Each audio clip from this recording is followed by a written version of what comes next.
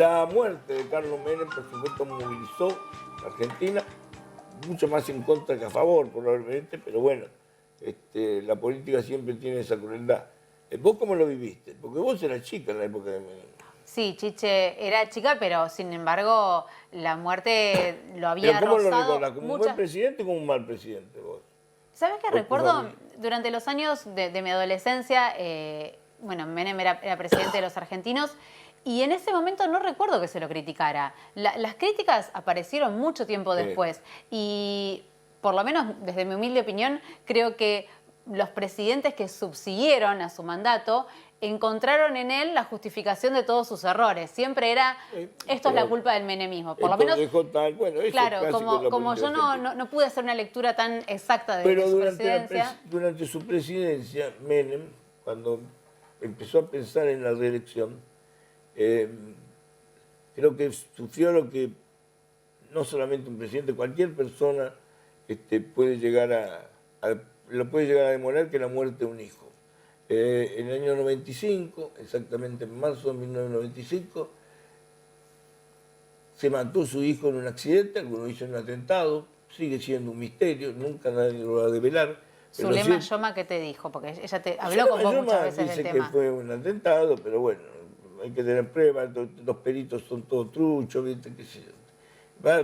Nunca se va a saber exactamente qué es lo que pasó. Lo cierto es que perdió a su hijo y en ese momento lo que sacamos conclusión es que Menem tenía el mayor poder, pero también vivió el mayor dolor. Este es el informe. Si con el hijo del presidente hacen lo que hacen, que no se investiga, no se hacía nada, esperen cualquier cosa para mi país. El 15 de marzo de 1995, Carlos Menem Jr. moría luego de que su helicóptero Bell Jet Ranger 206 se estrellara en un maizal en el kilómetro 211 de la Ruta 9 a la altura de Ramallo. ¿Fue un error humano o un atentado? ¿Cuántas hipótesis se manejaron vinculadas con la presunción de un atentado? ¿Cometieron algún delito los médicos que lo atendieron en San Nicolás? ¿Cuánto dinero llevaba Junior en el maletín? ¿Cómo se explican las muertes dudosas alrededor del caso? ¿Existió un tercer pasajero? ¿Eran balazos los agujeros que se encontraron en el helicóptero? ¿Por qué no se les realizaron autopsias a los dos cuerpos? ¿Hubo encubrimiento? ¿Quién se había robado el Rolex Submariner? Fue el tercer atentado. ¿O piensa, doctor, de que si no fuera el tercer atentado, estarían haciendo oídos sordos todos los integrantes de gobiernos anteriores? El primer atentado fue la Embajada de Israel, el segundo atentado el que sufrió la AMIA, y este sería el tercer atentado. El que usted... La similitud del trabajo que hicieron personajes locales. ¿Usted considera que en la muerte de su hijo intervinieron personajes locales para reproducir no le quepa la menor duda que hubo personajes acá locales? Junior salió de la Quinta de Olivos. Llegó a Don Torcuato cerca de las 10 o 10 y cuarto de la mañana del 15 de marzo de 1995. Cargó allí más de 200 litros de aeroquerosene en la plataforma. A las 11 llegó Silvio Oltra. Carlos Menem Jr. lo esperó con los motores encendidos. El aparato tomó altura y partió rumbo a Pueblo Ester, en Santa Fe, donde ambos iban a competir en una carrera de TC2000. Aquí nos vamos a detener. ¿Estaban solos Oltra y Carlitos? ¿O en Don Torcuato subió alguien más?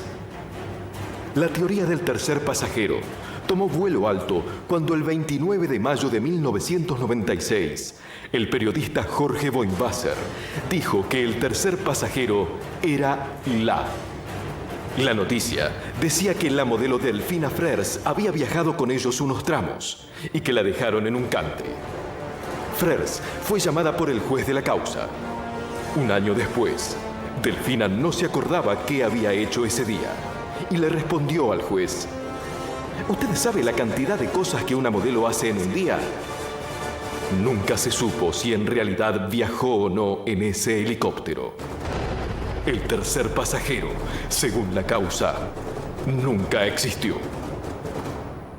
Junior y Oltra seguían volando.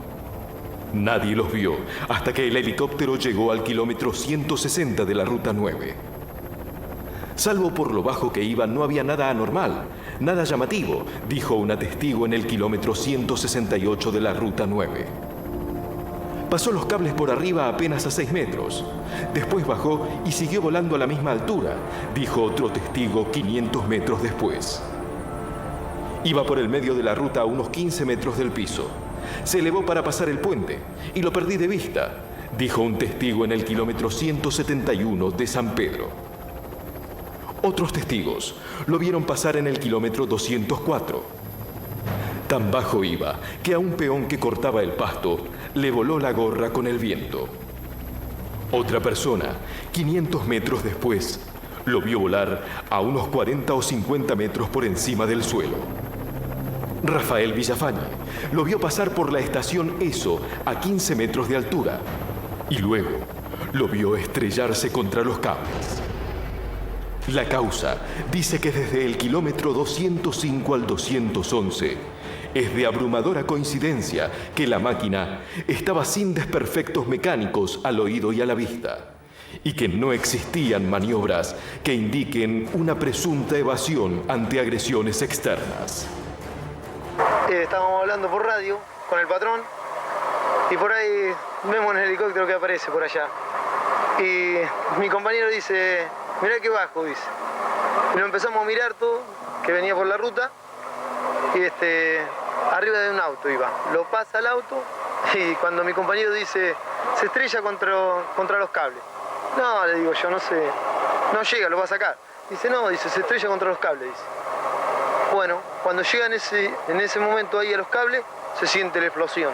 Yo salí corriendo, cruzo todo el campo corriendo hasta que llegué al lugar, que lo vi a las dos personas abajo, incrustados abajo los fierros. Cuando llegaron dos muchachos más, que le pedí que me ayuden a sacarlo del que estaba vivo, aunque sea porque estaba lleno de nafta y se estaba ahogando bajo del helicóptero. Estábamos ahí y vimos que venía un helicóptero del lado de Buenos Aires para Rosario. Nos llamó la atención porque venía muy bajito, nosotros le calculamos la altura del cartel ahí de Shell. Lo vimos sorprendido porque los helicópteros siempre pasan a forma alta, en un lugar alto, y este venía muy bajo, sobre la ruta. Cerca de las 11:45, ya que tampoco se pudo precisar el horario exacto, el helicóptero se lleva por delante los cables conductores de electricidad. Silvio Oltra, el pasajero, murió instantáneamente. Menem Jr., el piloto, era trasladado al hospital de San Nicolás. 3 enfermeras, a las 12:30 del 15 de marzo de 1995, le hicieron las primeras atenciones. Le aspiraron la sangre de la boca y le colocaron un tubo para que pudiera respirar. En el quirófano lo canalizan para reponer la sangre perdida. A las 13 horas se procede a la transfusión de medio litro de sangre. Uno de los directores del hospital cuenta qué ocurrió después de las 13:30. La primera parte desde el ingreso hasta las 13:30 que realiza el primer paro cardíaco. A las 13:40 repite el paro cardíaco y desde las 13:40 hasta las 15:10 se realizaron las maniobras de resucitación o de reanimación. Esto es masaje cardíaco externo, administración de medicamentos y no sale de ese paro cardíaco, o sea, no sale del estado de paro en esos 90 minutos que se practica todo ese tipo de maniobras. En ese momento no tuve fuerzas para ver a mi hijo muerto. ¿Y por qué? Porque yo pensé ya, de ese momento, cuando yo salí de mi casa, dije a Carlitos lo mataron. Es en 1997 cuando encuentran en el radiador del helicóptero una hendidura. El juez descartó esta posibilidad, dado que podría haber dado allí cualquier elemento y que no se podía detallar el tiempo que esa huella llevaba allí. La Junta de Aviación no lo había señalado. Esa marca se produjo antes o después del accidente. nunca se pudo comprobar. Fue otro perito luego que mostró agujeros en el fuselaje del helicóptero. El juez desestimó también esa semiprueba. 3 años y 7 meses después del accidente, el juez Villafuerte Russo consideró terminada la instancia de recolección de testimonios y pruebas. El 16 de octubre, el juez llegó a las conclusiones finales.